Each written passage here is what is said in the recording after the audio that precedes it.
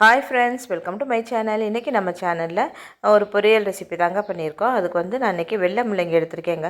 வெள்ளை முள்ளங்கியில் நம்ம ரொம்ப நிறைய சத்துக்கள் அதில் இருக்குது. அதை நல்லா தோல் சீவிட்டு இந்த மாதிரி நல்லா வாஷ் பண்ணி எடுத்து வச்சுருக்கேன். இப்போ இதை நம்ம நைஸாகவே கட் பண்ணிக்க போகிறோம். நைஸாக இல்லை, அதே மாதிரி ரொம்ப திக்காகவும் இல்லாமல் இந்த மாதிரி கட் பண்ணி எடுத்து வச்சுக்க போகிறோம். கட் பண்ணி எல்லாத்தையும் எடுத்து வச்சுட்டு நம்ம ஒரு கடாயில் எண்ணெய் ஊற்றி எண்ணெய் காஞ்சதும் நம்ம ஒரு ஸ்பூன் கடலைப்பருப்பு, ஒரு ஸ்பூன் உளுந்தம்பருப்பு போட போகிறோம். சட்டி வச்சு கொஞ்சம் நேரத்துலேயே பார்க்காம விட்டுட்டேங்க. இங்கிட்டு கட் பண்ணிக்கிட்டு இருக்கிறதுக்குள்ளே லேசாக சட்டி அடி பிடிச்சிருச்சு பாருங்கள். அதுக்கப்புறம் கடலைப்பருப்பு, உளுந்தம்பருப்பு போட்டுட்டு ஒரு ஸ்பூன் கடுகு பருப்பு போட்டு வரமிளகா போட்டு நம்ம நல்லா தாளிச்சிட்டு அதை நல்லா வறுத்ததுக்கப்புறம் நம்ம இதில் கொஞ்சம் ஒரு கொத்து கருவேப்பிலையும் சேர்த்துக்கணும். நான் ஒரே கையில் ஃபோன் வச்சு எடுக்கிறதுனால எல்லாத்தையுமே போடும்போதெல்லாம் காமிக்க முடிய மாட்டேங்குது. கருவேப்பிலை போட்டு வதங்கினதுக்கப்புறம் இதில் ஒரு பெரிய சைஸ் வெங்காயத்தை நைஸாக கட் பண்ணி சேர்த்துருக்கேன்.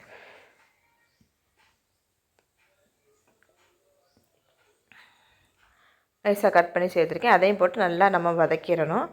அதே மாதிரிங்க இன்னொரு என்னென்னா, அடி கனமான பாத்திரமே நம்ம யூஸ் பண்ணணும். அடி லேசான பாத்திரம் டக்குன்னு கீழே இந்த மாதிரி அடி பிடிச்சிருது. நம்ம ஒரு நிமிஷம் வச்சுட்டு போயிட்டு இந்த தாளிக்கிற பெட்டி எடுத்துகிட்டு வர்றதுக்குள்ளேயே சில நேரம் பிடிச்சிடும். இது கொஞ்சம் லேசான பாத்திரம். அது எங்கள் வீட்டில் இப்போ விரதங்கிறதுனால பாத்திரமெல்லாம் மாற்றிருக்கேன். விரதம் அதில் இது கொஞ்சம் நான் வீட்டுக்கு யூஸ் பண்ணுற எல்லாமே கொஞ்சம் கனமாக தான் இருக்குது. இது கொஞ்சம் லேசாக இருக்கிறதுனால இந்த மாதிரி ஆகுது. வெங்காயம் நல்லா வதங்கினதுக்கப்புறம் நம்ம முள்ளங்கியை நம்ம இந்த மாதிரி கட் பண்ணி இதில் சேர்த்தாச்சு. சேர்த்துட்டு முள்ளங்கியை தண்ணி விடும். அதனால் நம்ம தண்ணியெலாம் இதில் நம்ம பார்த்து தெளித்து தான் நம்ம இதை வேக விடணும். மூடி வேக விடணும். கொஞ்சம் கொஞ்சமாக தண்ணியை தெளித்து விட்டுட்டு நம்ம வேக வச்சோம்னா நல்லா வெந்து வந்துடும். முதல்ல எண்ணெயிலே நல்லா வதக்கி விட்டுறணும். இந்த பொரியல் செமையாக டேஸ்ட்டு சூப்பராக இருக்குங்க. அதே மாதிரி முள்ளங்கி உடம்புக்கு அவ்வளவு நல்லது. நிறைய நார்ச்சத்து இருக்குது. அது கொலஸ்ட்ராலுக்கும் சரி, சுகரு, ரத்த அழுத்தம், இந்த மாதிரி எல்லாத்துக்குமே ரொம்ப நல்லது முள்ளங்கி. அதை நம்ம வதக்கிட்டு வாயுன்னு சொல்லுவாங்க. அதை வதக்கிட்டு நம்ம செய்யும்போது ஒரு பிரச்சனையுமே கிடையாது. அது மூடி நான் லேசாக தண்ணி தெளித்து தான் போட்டு மூடியிருக்கேன்.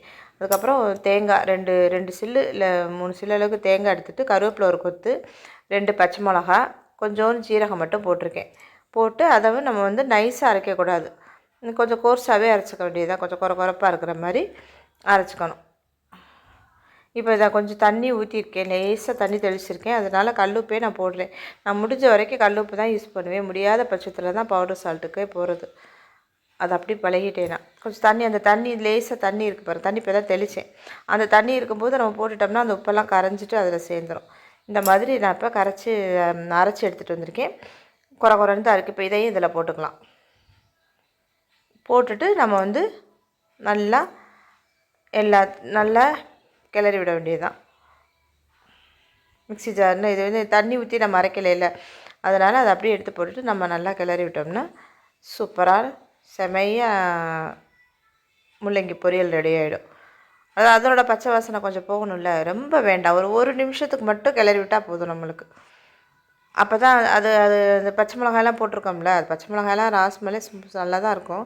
இருந்தாலும் ஒரு நிமிஷம் மட்டும் நம்ம அது எல்லாமே அந்த முள்ளங்கியில் சாரணும்ல, அதனால் நல்லா வதக்கி விட்டால் அவ்வளோதாங்க. சூப்பரான முள்ளங்கி பொரியல் ரெடி. இதே மாதிரி நம்ம சவு காய் அதையுமே நம்ம செய்யலாம். தண்ணி காயின்னு நினச்சிட்டு நம்ம கூட்டு சாம்பாரே வைக்காமல் இதெல்லாம் இந்த மாதிரி நம்ம ட்ரை பண்ணி பாருங்கள். ட்ரை பண்ணி பார்த்துட்டு எப்படி இருக்குன்னு மறக்காமல் சொல்லுங்கள். இதே மெத்தடில் நீங்களும் செஞ்சு பார்த்துட்டு இந்த முள்ளங்கி பொரியல் எப்படி இருந்துச்சுன்னு கமெண்ட் செக்ஷனில் சொல்லுங்கள். தேங்க்யூ. அடுத்த வீடியோவில் சந்திப்போம்.